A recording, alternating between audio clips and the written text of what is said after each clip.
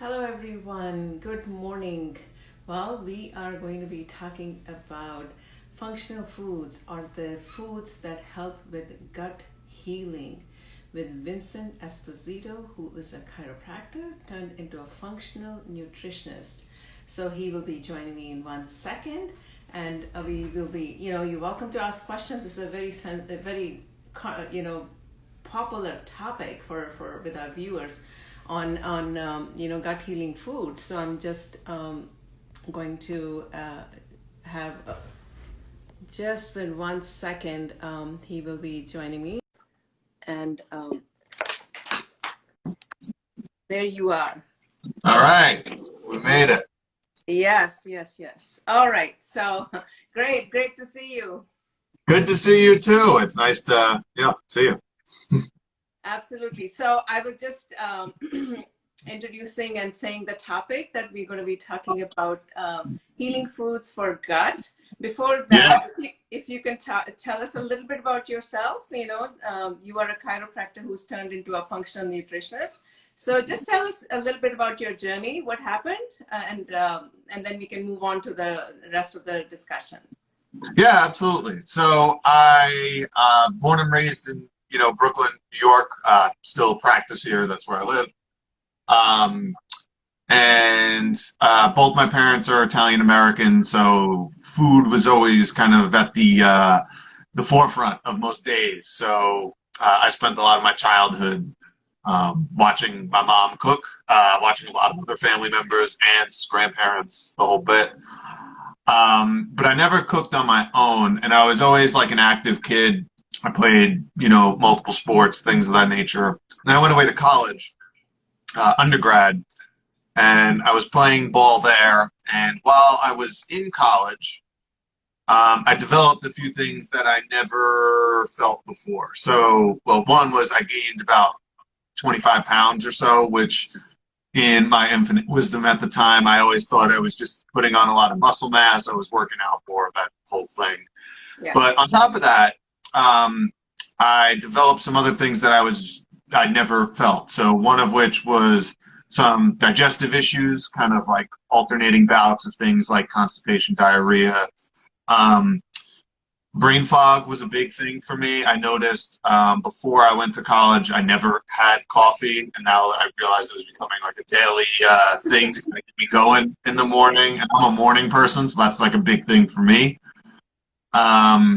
Seasonal allergies was a huge one. I never had seasonal allergies before I went to college, and that was kind of crazy. I never took anything for it. I started having to take things for it, which was a bit of a bummer.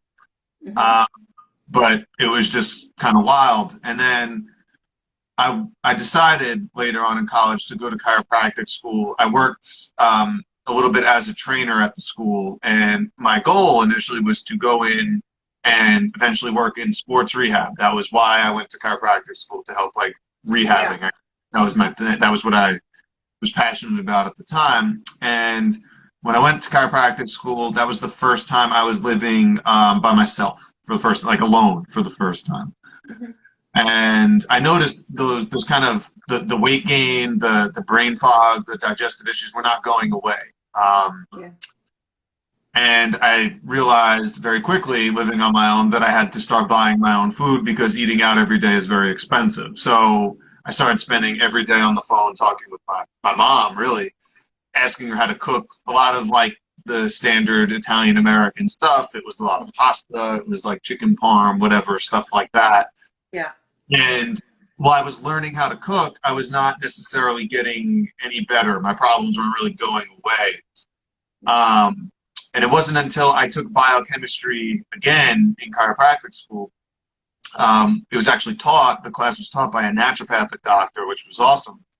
And she folded everything, all the information from biochemistry kind of through this lens of nutrition, which was kind of cool. Yeah. And it just so happened at the University of Bridgeport, they offer a master's in nutrition. So I decided this is really interesting, like I want to pursue it. So I started that. And about 6 to 8 months into that program, I kind of was like, okay, I'm learning all this. I'm doing some of my own research on the side.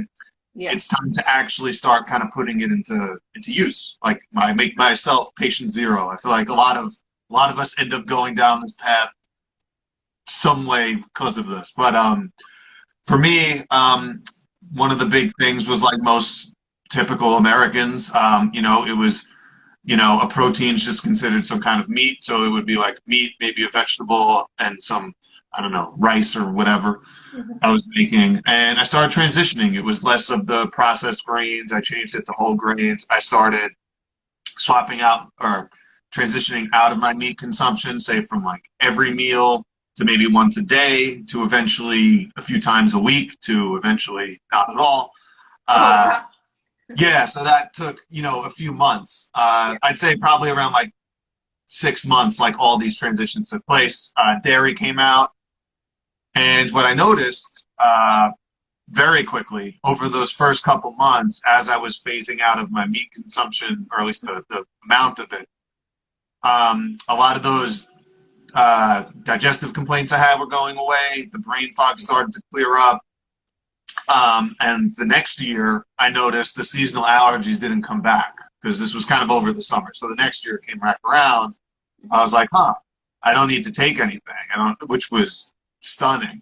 And over about 6 months, all that weight I put on in college came off. So I'm back down to like basically what I weighed in high school now. And it's kind of stunning. Like I couldn't believe like that was really the only thing I changed. My activity levels are the same more or less. My sleep habits were the same. Stress levels were pretty much the same. So really all I changed was what I ate. And I was like, wow, that was amazing. And I think this is something we need to share with more people. Absolutely. That's why I wanted your story, because that's what, kind of transitioned you to becoming to what you're doing is offering cooking classes and offering nutrition counseling. So let's talk about, you talked about, you had gut issues, digestive issues. So let's talk about from a professional point of view. Is there some kind of a particular foods that you focus on to help your gut? So there are a couple. I try not to be too reductionistic about it because what we're learning now is variety is really key. Yeah. Getting a multitude of different, essentially, plants is going to go a long way. But if I had to pick a couple that I think are sorely missed out on, are really legumes of all types, any kind, black beans, chickpeas, lentils, kidney beans, pinto beans, kind of all of them. Oh, so those just load up on that. Load up on all the beans, right? Yes, those seem to be probably the most common one because just generally speaking, at least in my experience, a lot of people don't know that there are fantastic sources of protein, which is great as you transition, but also fiber, which we now know is really crucial when we're talking about gut health in general. Now, outside of that, transitioning to whole grains of all kinds, and we're talking quinoa, amaranth, brown rice, all of it, buckwheat. These are fantastic also sources of fiber. I think these kind of get demonized a little bit because they're carbs, but then we always forget that these are really the sources of chromium, which is really important for blood sugar. So there's downstream effects. But if I had to pick other vegetables, I would say root vegetables are fantastic. Sweet potatoes, other potatoes, carrots are great, celery, garlic, onions. Those are probably the staples that I go back to all the time that I think anyone, especially if you're looking to add flavor to anything, those are kind of the ones that you want to start with that I think might be good places to start. Got it. And there's a lot of research that has been done on gut and brain connection. So you heat your gut, like in your case, you said you had brain fog and digestive issues. So once you started correcting your digestion, your brain fog also went away, right? So that's yeah, it's pretty crazy. So it's really interesting, and this is something that I think over the past really decade, this idea of, well, not the idea, kind of existence and importance of the microbiome is really coming into play. And Yeah. we're realizing that most of the cells inside of us are actually not even human cells. They're bacteria cells that live inside of us. And we're learning more about the importance of this connection between the vagus nerve, which connects really our brain to our gut. That's mode of transportation, essentially, is the vagus nerve, how information gets in and out. Yeah. And how our gut is lined with all these neurons that connect, and how things like serotonin is mostly made in the gut, and that plays a huge role as a neurotransmitter and has a multitude of other roles as well. So we're finally learning, and I think connecting the dots, that a lot of this stuff is coming together here. Yeah. So you talked about, did you avoid dairy and gluten? Do you think we should avoid that?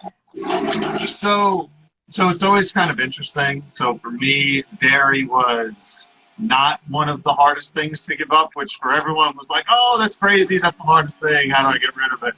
Yeah. I think one of the things that I think always gets missed with dairy is, and really just animal consumption in general, is the addition of antibiotics, added hormones, things of that nature that we are. Give me 1 second. Yeah, absolutely. We'll be right back. Vincent will be right back. If you have any questions that you would ask or any feedback, the topic is very interesting. Hello. Sorry. No, I was just telling the viewer, yes. Yeah, so you were talking about the gut and the brain, gluten, and dairy and gluten. That's what we were talking about. Yeah, so with dairy, I think the bigger thing, like I mentioned, is the added hormones, antibiotics that are injected into these animals, unfortunately. Yeah. And we ultimately, whether we consume it through a steak or we consume it through milk, we're getting it to some degree as a downstream effect. We also, or at least most of us, lose many of our lactase enzymes as we age, just because as humans we don't need to rely on our mother's milk as we age. So it's really like a lack of enzymes more than anything. We end up losing these lactase enzymes just as we age, just because of we don't need that as a major source of nutrition as we age. As far as the gluten sensitivity, that issue goes, that's a little bit trickier, and I think it goes into like a larger issue when we're talking about elimination diets as a whole. I think this is more as just a general how it's understood maybe by the public and maybe how it's utilized, is the point of eliminating something isn't necessarily to eliminate it forever. It's to build back up integrity and then slowly reintroduce them. Yeah. Gluten just happens to be one of them. Now, if gluten, for example, gives you some sort of irritability for whatever reason, bloating, constipation, anything like that, yes, maybe you might have to eliminate it for a little bit. But what's going on is there is some sort of usually disruption in the gut microbiome. Maybe there's not certain amounts of bacteria that should be there in the first place. Maybe not enough that are creating short-chain fatty acids, which help feed the gut lining and keeping it kind of intact. So these kind of gluten proteins don't cause an issue. Yeah. A lot of things when it comes to, a lot of reasons this is an issue is because depending on the sources where you look, it's somewhere between 60 and 80%. What's called 70% of the immune system is right on that other side of the gut wall, because that is how we interface mostly with the outside environment. It's in that gut lining, or it's around that gut lining. So what happens really with gluten is there is some sort of integrity. There's something going on with the integrity of the gut lining. Usually there's something going on with the ability of our microbes to break down gluten to a point where it's not an issue. So after it's eliminated for however long, depending on who you're working with, sometimes it's a few weeks, sometimes it's longer. The goal is to slowly reintroduce it in small amounts. So this is generally what happens, and I think why gluten, and we talked about beans, things like like things get demonized. Because if you say, if I haven't had, you know, a bowl of chickpeas in 8 months, chances are if I have it, I'm going to get a little bloated, something like that. The reason is because the microbiome shifts really day to day. And if you're not feeding it the fuel it needs, which is mainly fiber, when you slowly dump a truckload of fiber on top of it, when it's not ready for it, you're going to get some symptoms. So the goal is to slowly increase it. And sometimes with patients and clients, it's as slow as, for example, maybe having a tablespoon or so of chickpeas per meal, and then slowly, gradually building up over time as your microbes kind of, as the ones that are designed to break down that fiber begin to populate as they should be. So it's a slow, gradual increase. I think just gluten's one of the proteins that gets caught up. I mean, generally speaking, and I don't know how mainstream or popular this opinion is yet, but I think the reason that gluten gets singled out is because a lot of those grains are treated with things like glyphosates and all these different pesticides, herbicides, things of that nature that end up getting into it. So without that being said, ideally you would want to get, if they are gluten-containing grains, ones that are organic or at least close to as not treated with any of these things as possible. So there's a couple different ways you go about it, but generally speaking, if you are sensitive to something like gluten, you want to slowly increase that intake over time, and it's not necessarily linear. It's similar to working out. So if I go to the gym every day and say I can, you know, I don't know, arm curl 40 pounds, whatever. If I haven't been to the gym in 2 years and try to do that, I'm going to be super sore the next day. Or if there's something else that made it worse, say I broke my arm and I had to rehab for, I don't know, 6 to 8 months, and now I went back to the gym. I'm not starting with 40 pounds. I'm starting with 5 pounds. I have to rebuild that all the way back up. Yeah. And sometimes when it comes to gut integrity, it could be a multitude of things. It could be poor diet. It could be antibiotics. It could be PPI usage. There's tons and tons of different things that it could be. So if there is true damage, you have to start really low, and then slowly build it up. So I think like gluten sensitivity, to kind of bring it all home, is more of a symptom than the problem itself, if that makes any sense. So it's different from the lactose side of things. Yeah. And anyone who has any feedback on questions, you're welcome to put your comments, you know, in the chat right there. So you teach cooking classes, but you also do chiropractic with it, or just only the nutrition and the cooking? So I do. So the chiropractic stuff, if you happen to be in Brooklyn, New York, I'm around. A little tough to do over the phone. Of course. The cooking classes, they're offered right now on my website. I do them really now every Wednesday. So it's also, obviously, like, you can follow along with me. If not, it is also just a place to answer questions, health-related, food-related, cooking-related, whatever. It's kind of in open forum. And then I also do, you know, one-on-one counseling, coaching for those who want to kind of slowly reintroduce this stuff with a variety of different health type, you know, things going on. Sure. So, yeah. Yeah, no, that sounds good. And you know, we will be collaborating and offering some of the programs soon with Vincent, you know, and probably in the next year, early new year. I don't want to do anything this year. Fair enough, but I'm looking forward to it. Yes, absolutely. So share with us a recipe with like a snack or a you know, like some lunch or something, anything you like to share with the viewers, something that you love to help the gut, of course, any recipe that you can think of. Let me see.